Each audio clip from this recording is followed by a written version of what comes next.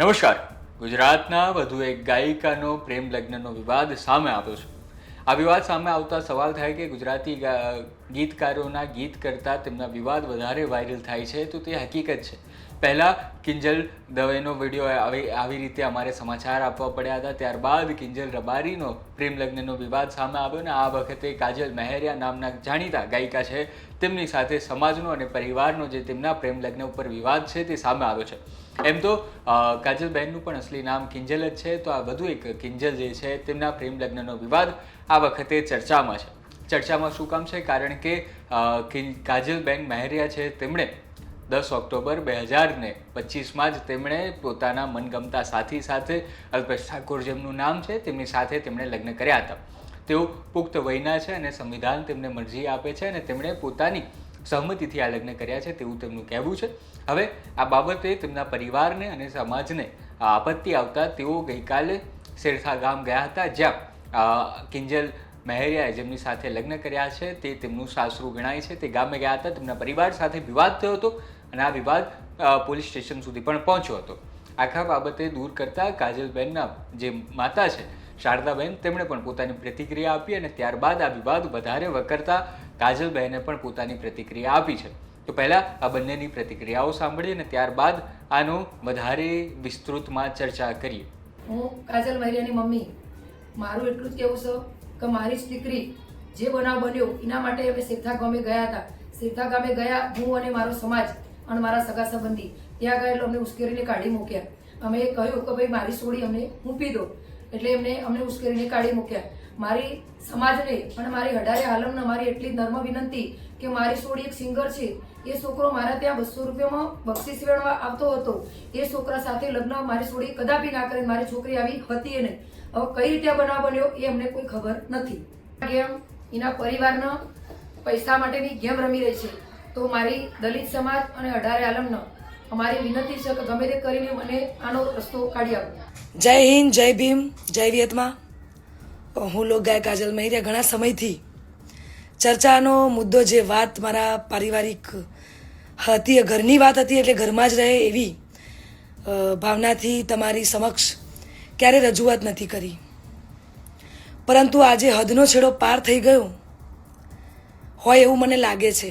આજે વિડીયોના માધ્યમથી જણાવું છું કે ગત તારીખ 10/10/2025ના રોજ મેં મારી મરજીથી અને પૂરી સ્વભાન અવસ્થામાં ભારતીય સંવિધાનના નિયમો અનુસાર ભારતના સ્વતંત્ર નાગરિકતાના નિયમ મુજબ પુખ્ત વયે મેં મારી મરજીથી અલ્પેશ જોડે લગ્ન કર્યા છે. ના કોઈ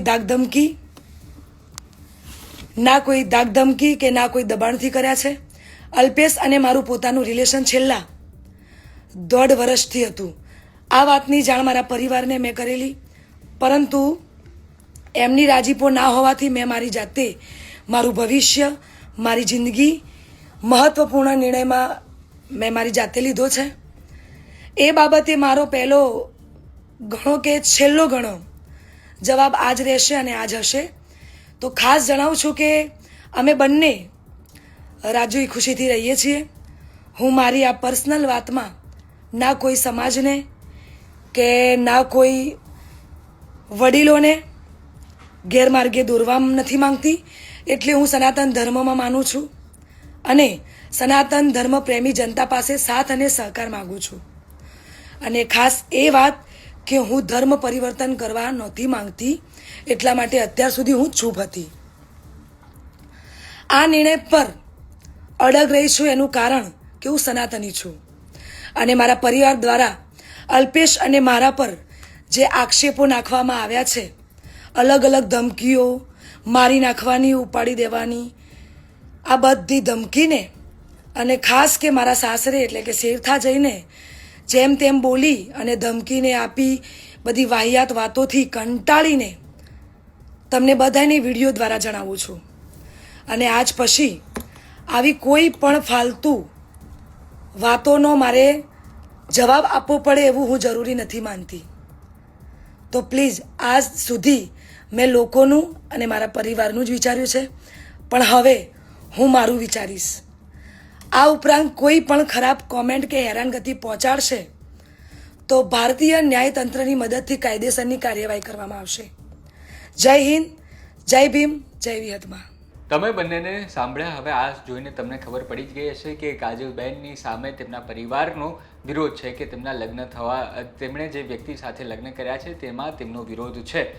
અને એ પણ કહેવાનું કે આ તેમની પરિવારની વચ્ચેનો આ આખો આ વિષય છે તે તેમના પરિવાર વચ્ચેનો છે. પણ જેમ કાજલબહેને કહ્યું તેમ અને અમને લાગે છે તેમ તેઓ જાહેર જીવનમાં આવ્યા છે ને આ વખતે તેમના માતાએ સમાજને પણ આમાં અપીલ કરવાની કરી છે કે તેઓ પણ આ સમાજ અને 18 આલમ જે છે તે આવે અને આ વિવાદને થાળે પાડે.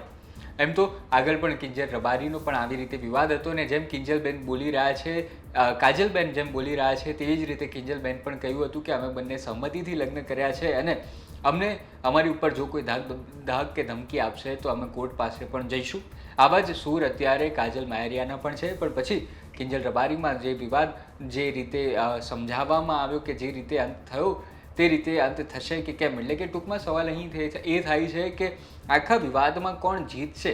પ્રેમ જીતે છે, સમાજ જીતે છે કે પરિવાર જીતે છે તે તો આવનારા સમયમાં જ આપણને ખબર પડશે. પણ અત્યારે કાજલબેન જે મુજબ કહી રહ્યા છે તે મુજબ તેમણે સંવિધાન જે અધિકાર આપે છે તે મુજબ તેઓ પુખ્ત છે અને પોતાની મરજીથી લગ્ન કર્યા છે તો આમાં કોઈને વાંધો ન હોવું જોઈએ. આખા વિષય પર આખા બાબતમાં આખી ઘટનામાં તમારું શું કહેવું છે તે તમે અમને કોમેન્ટમાં જરૂર જણાવો. ધન્યવાદ.